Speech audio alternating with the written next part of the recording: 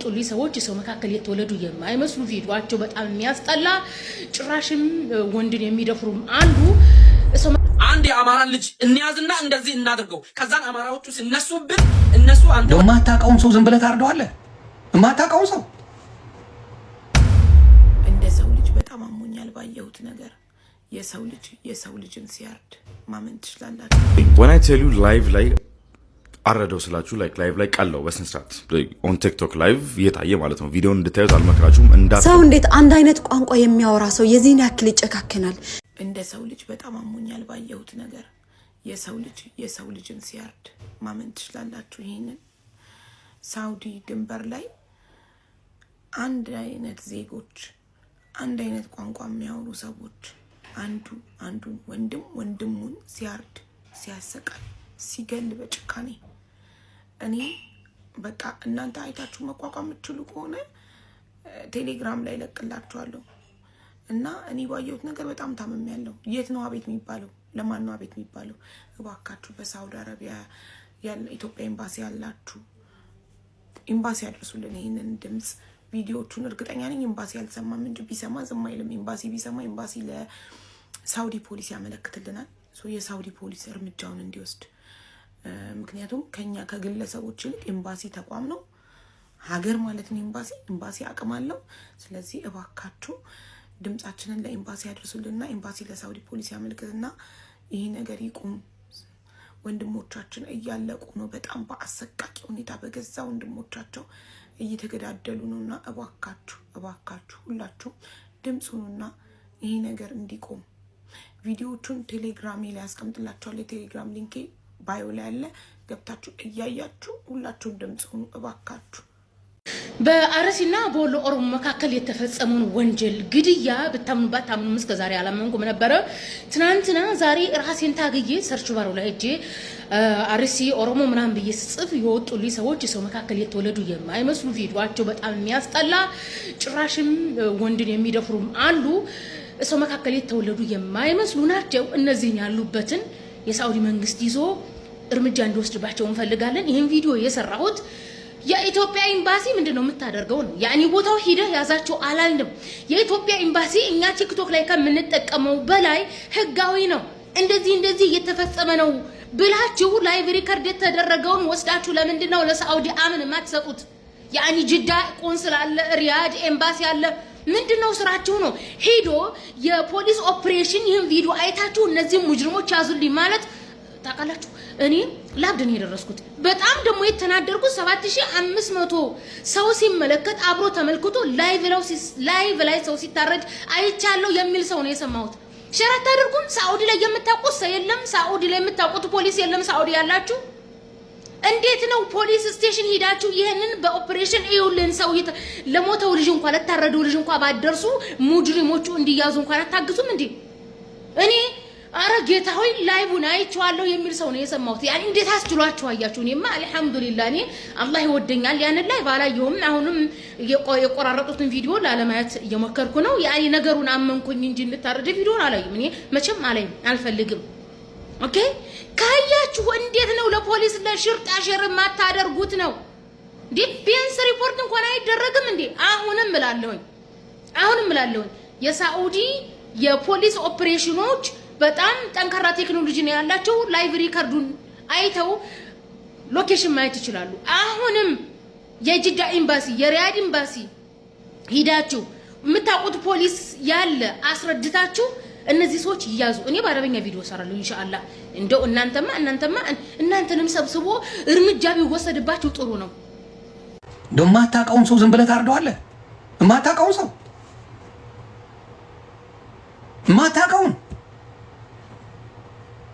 ላይቭ ላይ አምጥታችሁ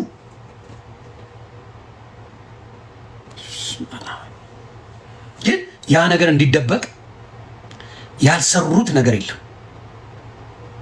ግን አመስግኑልኝ ኪያን እናትኛ ልጆቻችን ሬሳ ላይ አድርገው ሰድበውብናል። ለሐቅ ስትል የምትከፍለው ዋጋ በጣም ብዙ ነው። ለሐቅ ስትል ዋጋ ትከፍላለህ ኪያ። ከዚህም በላይ ዋጋ ልትከፍል ትችላለህ። ልጆች አይምሩልህ፣ እናት አትመር፣ ማንም አይማርልህ። ስለ እውነት ካወራ የምትጠላው በዛና በዛ ብቻ ነው። እና አሁን አረብ ሀገር ላይ በሚዘገንን ሁኔታ ሳውዲ ላይ 24 ደርሰዋል በማረድ አርደው ደግሞ አይረኩም፣ እንትኑን ይቆራርጡታል። እና ኪያ እንዳይሰማ እናት ስድብ አይለጠፍባት።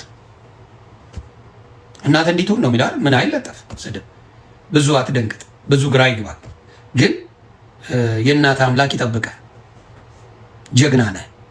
ጀግና ህዝብ እንዳይተራረድ አንተ እየተሰደብክ ለሙሉ ኢትዮጵያውያን ይሄ መልእክት እንዲደርስ አድርጋል ኪያ። ስለዚህ ጀግና ነህ፣ ጀግና ነህ።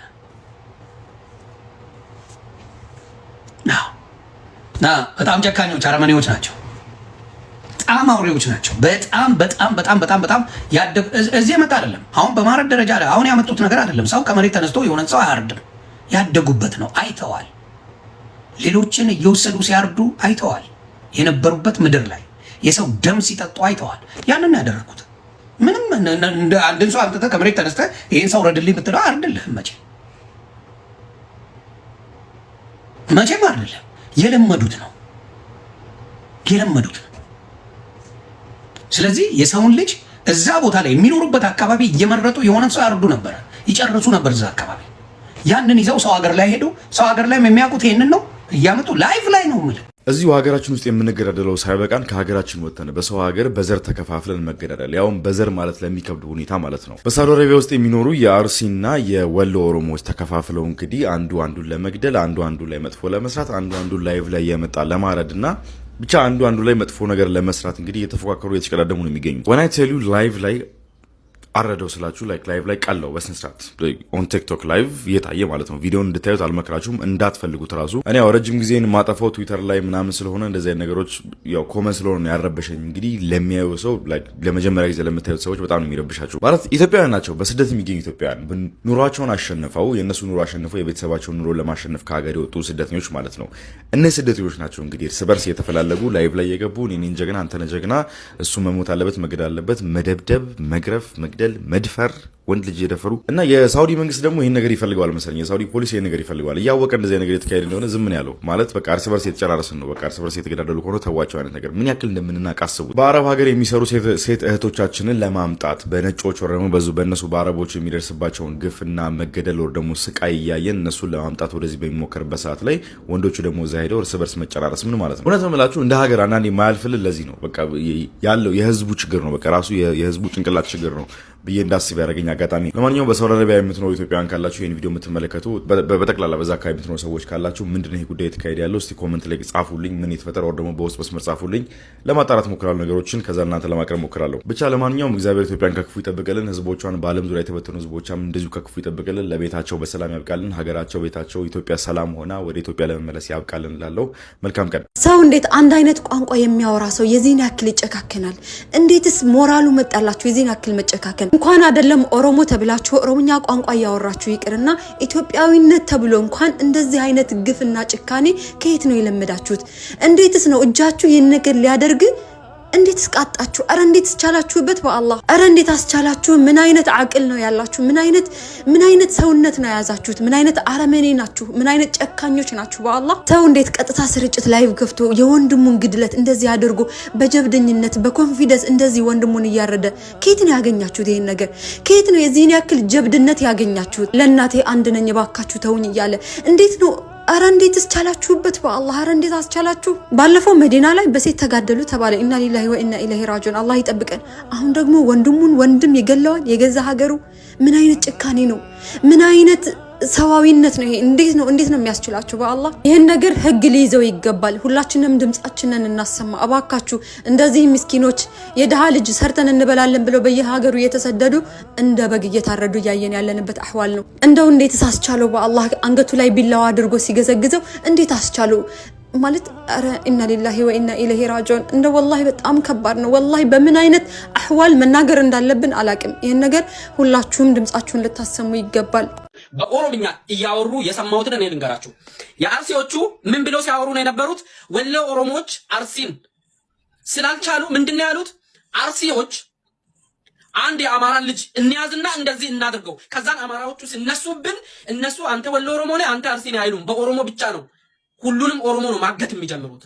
ከዛን ሁሉንም 11 የኦሮሞ ክፍለ ሀገራትን ያዳርሳል ሁሉም ይቅመስ ብለው ሲመካከሩ ሰምቻለሁ። ይሄንን ለምን አልናገርም? እኔ ደግሞ እንደዚህ ብለው እያወሩ ነበር። ነገ አንድ አማራ ልጅ ከታገተ ሁሉም እነሱ ወሎ ኦሮሞ ነህ ወሎ እንትን ነህ ምናምን ስለማይሉ ሁሉም ይቅመስ ብለው በዚህ ተነስተዋል። ስለዚህ ሁሉም ሰው ወጥቶ አሁን ይብቃ ካላለ ለሀገር ያዳርሳል ይሄ ነገር። እኔ በኩሌን እያወራሁ ነው። እኔ ወንድሞቼ ነገ እንዳይሞቱ እየተናገርኩ ነው ያለሁት። ወላሂ ቢላሂ እንደዛ እያሉ ነው የሰማሁት ቅድም። ከዛን እንደውም ብዙ የአርሲ ልጆች ኧረ ይሄ የሚያጫርስ ነው ጭራሽ ሌላ እልቂትን አትቀስቅሱ ብለው ብዙዎቹ እያወገዙ ነው። እውነት ለመናገር ዩሲ ወደዚህ ነው እየመጣላችሁ ያለው። እናንተ እዛው ያበቃል ብላችሁ እየጠበቃችሁት ያለው ገና የእያንዳንድሽ ቤት ይነካል።